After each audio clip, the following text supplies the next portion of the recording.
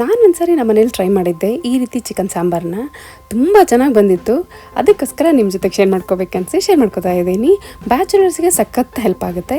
ಅದರಲ್ಲೂ first time non veg ಮಾಡ್ತಾ ಇದ್ದೀರಾ, ಚಿಕನ್ ಸಾಂಬಾರು ಮಾಡ್ತಾ ಇದ್ದೀರಾ ಅಂದರೆ ಡೆಫಿನೆಟ್ಲಿ ನಿಮಗೆ ಈ ವಿಡಿಯೋ ಹೆಲ್ಪ್ ಆಗುತ್ತೆ.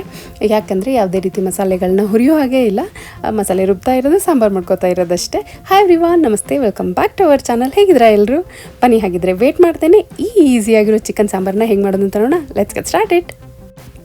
ಫಸ್ಟ್ ನಾವಿಲ್ಲಿ ಒಂದು ಮಸಾಲೆ ರೆಡಿ ಮಾಡ್ಕೋಬೇಕು. ಅದಕ್ಕೆ ಒಂದು ಬಟ್ಲದಷ್ಟು ಕೊಬ್ಬರಿನ ತೊಗೊಂಡಿದ್ದೀನಿ. ಹಸಿ ಕೊಬ್ಬರಿ ಹಾಕ್ಕೋಬೇಕು. ಅದು ಹಾಕೊಂಡ ನಂತರ ಒಂದು 2 ಈರುಳ್ಳಿ ಕೂಡ ಅಷ್ಟೇ ಕಟ್ ಮಾಡಿಬಿಟ್ಟು ಹಾಕ್ಕೊಂಡಿದ್ದೀನಿ. ಹಾಗೆ ಒಂದು 3 ಗೆಡ್ಡೆ ಬೆಳ್ಳುಳ್ಳಿ, 1-2 ಇಂಚಷ್ಟು ಶುಂಠಿ ಹಾಕ್ಕೊಂಡಿದ್ದೀನಿ. ಅದಾದ ನಂತರ 3 ಪೀಸಷ್ಟು ಅಂದರೆ ಒಂದೊಂದು ಸ್ವಲ್ಪ ಇದೆ, 3 ಪೀಸಷ್ಟು ಚಕ್ಕೆ, 1 ಏಲಕ್ಕಿ, ಒಂದು 5-6 ಲವಂಗ ಹಾಕ್ಕೋಬೇಕು. ಇದಿಷ್ಟು ಹಾಕ್ಕೊಂಡ ನಂತರ 1-2 ಟೊಮೆಟೊ ತೊಗೊಂಡಿದ್ದೀನಿ ನಾನಿಲ್ಲಿ. ಇದು ಹುಳಿ ಟೊಮೆಟೊ, ನೀವು ಬೇಕಿದ್ರೆ ಆ್ಯಪಲ್ ಟೊಮೆಟೊ ಕೂಡ ಹಾಕ್ಕೊಳ್ಬೋದು. ಹಾಗೆ 1 ಹಿಡಿಯಷ್ಟು ಕೊತ್ತಂಬರಿ ಸೊಪ್ಪು. ನಾವು ಕೊತ್ತಂಬರಿ ಸೊಪ್ಪು ಎಷ್ಟು ತೊಗೊಂಡಿರ್ತೇವೋ ಅಷ್ಟೇ ಪುದೀನ ಹಾಕ್ಕೊಳ್ಬೇಕಾಗುತ್ತೆ. ಅದಾದ ನಂತರ 2 ಸ್ಪೂನಷ್ಟು ಹುರಿಗಡ್ಲೆ ಅಂದರೆ ಪುಟಾಣಿ ಅಂತೀವಲ್ಲ ಅದು.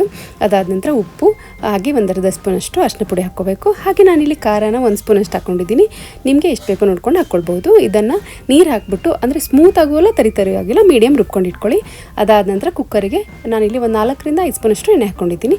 ಅದಾದ ನಂತರ ಅರ್ಧ ಕೆಜಿಗಿಂತ ಸ್ವಲ್ಪ ಕಡಿಮೆ ಇದೆ ಇದು ಚಿಕನ್ನು, ಅಷ್ಟು ತೊಗೊಂಡಿದ್ದೀನಿ. ನೀವು ಇಲ್ಲಿ ಕಡಿಮೆ ಮಾಡ್ಕೊಳ್ಳೋಕೆ ಹೋಗ್ಬೇಡಿ, ಸ್ವಲ್ಪ ಜಾಸ್ತಿ ಚಿಕನ್ ಆದರೆ ನಡೆಯುತ್ತೆ, ಆದರೆ ಕಡಿಮೆ ಹಾಕ್ಕೊಳ್ಳೋಕೆ ಹೋಗ್ಬೇಡಿ, ಚೆನ್ನಾಗಿ ಬರೋದಿಲ್ಲ. ಅದಾದ ನಂತರ 1 ಸ್ಪೂನಷ್ಟು ಉಪ್ಪು ಹಾಕ್ಕೊಂಡಿದ್ದೀನಿ.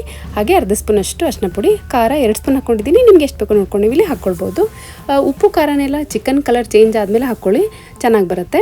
ಇವಾಗ ಇದನ್ನಿಷ್ಟು ಚೆನ್ನಾಗಿ ಮಿಕ್ಸ್ ಮಾಡ್ಕೊಂಡ ನಂತರ ರುಬ್ಬಿಟ್ಕೊಂಡಿರೋ ಮಸಾಲ ಏನಿರುತ್ತೆ ಅದಿಷ್ಟು ಇದಕ್ಕೆ ಹಾಕ್ಕೊಳ್ಬೇಕು. ಇವಾಗ ಎಲ್ಲ ಮಸಾಲೆ ಹಾಕ್ಕೊಂಡ ನಂತರ ನೀಟಾಗಿ ಒಂದು ಸಾರಿ ಮಿಕ್ಸ್ ಮಾಡ್ಕೋಬೇಕಾಗತ್ತೆ. ಮಿಕ್ಸ್ ಆದ ನಂತರ ಒಂದು ಸ್ವಲ್ಪ ಕುದಿ ಬರಬೇಕು ಮಸಾಲೆ, ಅಲ್ಲಿವರೆಗೂ ಬಿಟ್ಬಿಡಬೇಕು. ಅದಾದ ನಂತರ ನೀರು ನಿಮಗೆ ಎಷ್ಟು ಬೇಕೋ ನೋಡ್ಕೊಂಡು ನೀವು ಇಲ್ಲಿ ಹಾಕ್ಕೊಳ್ಬೋದು. ಆದರೆ ಜಾಸ್ತಿನೂ ಹಾಕ್ಕೊಳ್ಬೇಡಿ, ಕಡಿಮೆನೂ ಹಾಕ್ಕೊಳ್ಬೇಡಿ, ಮೀಡಿಯಮ್ ಇರಲಿ. ಅಂದರೆ ಸಾಂಬಾರು ಗಟ್ಟಿಯಾಗೋಬೇಡ, ತಿಳು ಹೋಗಬೇಡ, ಮೀಡಿಯಮ್ ಇದ್ದರೆ ಚೆನ್ನಾಗಿ ಬರುತ್ತೆ ಟೇಸ್ಟು. ಇವಾಗ ಕುಕ್ಕರ್ ಕ್ಯಾಪ್ನ ಕ್ಲೋಸ್ ಮಾಡಿಬಿಟ್ಟು ನಾನಿಲ್ಲಿ 3 ವಿಷಲ್ ತೆಗೆಸ್ಕೊಂಡಿದ್ದೀನಿ. 3 ವಿಷಲ್ ಯಾಕಂದರೆ ಚಿಕನ್ ಅಲ್ವಾ, 3 ವಿಷಲ್ ಹಾಕಬೇಕು ಅಂದರೆ ನಾವು ಆಲ್ರೆಡಿ ಮೊದಲೇ ಚಿಕನ್ನ ಬೇಯಿಸ್ಕೊಂಡಿರಲಿಲ್ಲ. ಬರೀ ಅದನ್ನು ಕಲರ್ ಚೇಂಜ್ ಆಗಿ ಸ್ವಲ್ಪ ಉಪ್ಪು ಖಾರ ಎಲ್ಲ ಹಾಕ್ಕೊಂಡಿದ್ದೀವಲ್ಲ ಅದಷ್ಟೇ. ಅದು ಬಿಟ್ಟರೆ ಚಿಕನ್ ಕುಕ್ ಆಗೋವರೆಗೂ ಏನು ಬಿಟ್ಟಿರಲಿಲ್ಲ. ಹಾಗಾಗಿ ಚಿಕನ್ ಸಾಂಬಾರಲ್ಲಿ ಅಂದರೆ ಮಸಾಲನಲ್ಲೇ ಬೇಯಬೇಕಾಗತ್ತೆ. ಅದಕ್ಕೋಸ್ಕರ 3 ವಿಷಲ್ ತೆಗೆಸ್ಕೋಬೇಕಾಗತ್ತೆ. ನೋಡ್ಬೋದು ನೀವಿಲ್ಲಿ. ಇವಾಗ ಸಾಂಬಾರೆಲ್ಲ ಕಂಪ್ಲೀಟಾಗಿ ರೆಡಿಯಾಗಿತ್ತು. ನಿಮಗೆ ಬೇಕಾದರೆ ಕೊತ್ತಂಬರಿ ಸೊಪ್ಪನ್ನ ನೀವು ಇಲ್ಲಿ ಹಾಕ್ಕೊಳ್ಬೋದು. ನಾನು ಹಾಕ್ಕೊಂಡಿಲ್ಲ, ಯಾಕಂದರೆ ಮೊದಲೇ ಹಾಕಿರ್ತೀವಲ್ಲ. ಹಾಗಾಗಿ ಕೆಲವರಿಗೆ ಮೇಲ್ಗಡೆ ಕೊತ್ತಂಬರಿ ಸೊಪ್ಪು ಹಾಕಿದ್ರೆ ಇಷ್ಟ ಆಗುತ್ತೆ, ಅಂಥವ್ರು ಬೇಕಿದ್ರೆ ಹಾಕ್ಕೊಳ್ಬೋದು. ಆದರೆ ನೆಸೆಸಿಟಿ ಏನು ಇರೋದಿಲ್ಲ. ನಿಮಗೆ ಹುಣಸೆಹಣ್ಣು ಅಥವಾ ಇನ್ನೂ ಹುಳಿ ಜಾಸ್ತಿ ಬೇಕು ಸಾಂಬಾರಿಗೆ ಅಂದರೆ ಹುಣಸೆಹಣ್ಣು ಕೂಡ ನೀವು ಇಲ್ಲಿ ಆ್ಯಡ್ ಮಾಡ್ಕೋಬೋದು. ಅಂದರೆ ರುಬ್ಬಬೇಕಾದ್ರೆ ಹುಣಸೆಹಣ್ಣು ಹಾಕ್ಕೊಂಡು ರುಬ್ಕೊಂಡು ಸಾಂಬಾರು ಮಾಡ್ಕೋಬೋದು. ಇವಾಗ ಈ ರೆಸಿಪಿ ನಿಮಗೆಲ್ಲ ಇಷ್ಟ ಆಗಿದೆ ಅಂದ್ಕೊಂಡಿದ್ದೀನಿ. ತುಂಬ ಈಸಿಯಾಗಿರುವಂಥ ರೆಸಿಪಿ, ಒಂದ್ಸರಿ ಟ್ರೈ ಮಾಡಿ.